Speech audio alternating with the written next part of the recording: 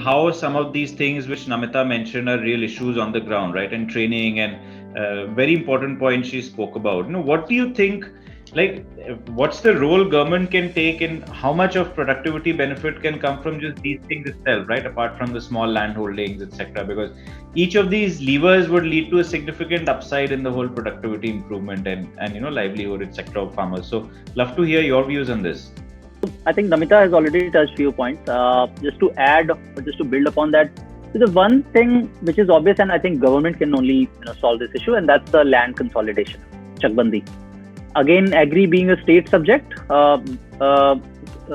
different state governments, they have to make effort here, and there are few state governments, they have already done this thing.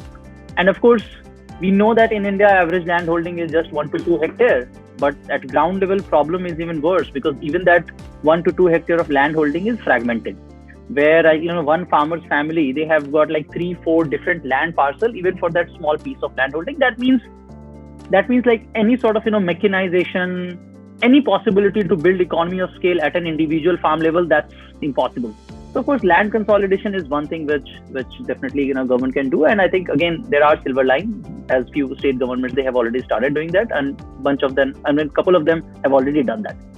Regulatory framework, of course, Namita touched base, and like again the recent phenomena where like 3 ordinances, bills have been passed mostly to deregulate the APMC, contract farming, Essential Commodities Act, which is mostly on the output side, and again that brings different level of possibility for many agri-tech startups, corporates, or even individual micro entrepreneur, or any sort of let's say business-minded people, right?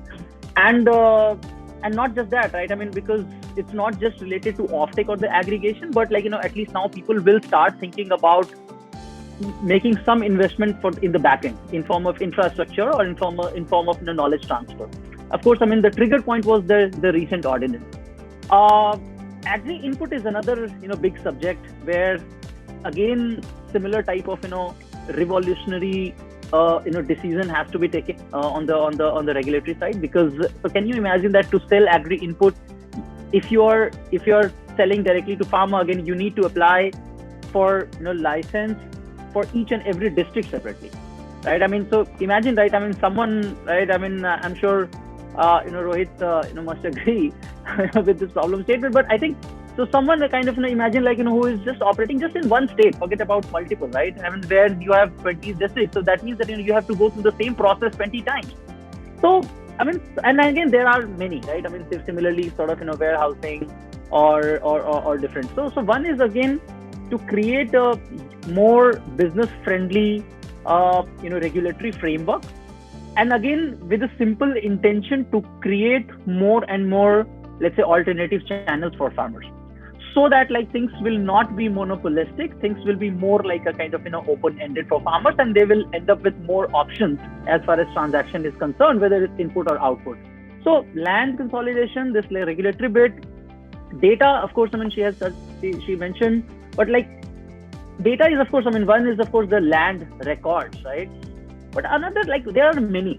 For example, now, and again the good part is that that government, they have also now got digitized, right? I mean, most of the things are now DBT, direct to beneficiary transfer, right? So imagine, let's say, if the people or the stakeholders, if they get fertilizer usage data at district level, right? I mean, can you imagine that how many things can be extrapolated, right? I mean, right, many things can be extrapolated, right? In terms of crops being grown, in terms of prediction to crop protection, or at least the land holding or the actual area under cultivation for that matter. So many things.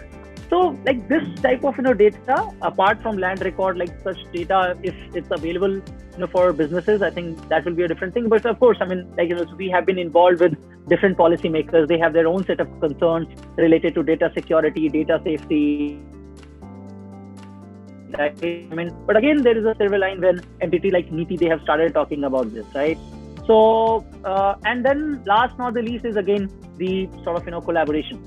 Right, so government being the largest institution, I mean, I think forget about corporate, but yes, that's fine that in India more than 250 agri-tech startups working, right? I mean, but in terms of scale, none of us kind of let's say, I mean, like, or probably all of us are not even a single drop in the ocean. But yes, at least people have proven their innovation at a small scale, And if it has to be if it has to scale up, of course, I mean, government can be a kind of largest catalyst, right? So some sort of public-private collaboration partnership with the respective innovation, be it related to input or output or data or insurance or whatsoever. Again, I'm saying that that I'm optimistic here, because there are quite a few examples where like AP government or Telangana government and for different state governments, in fact, like they have started application from startups. What happened after that? I mean, I wouldn't comment, but at least they have started application from startups. So still, that's a positive sign, I would say. But yeah, again, I can go on and on. But yeah, largely some sort of let's say again building grounds, or let's say neutral grounds for different stakeholders through regulatory framework or through making data available, Ariman. And then secondly, again, inviting more and more people to collaborate, to work with government closely on transactional basis. I think that's my case.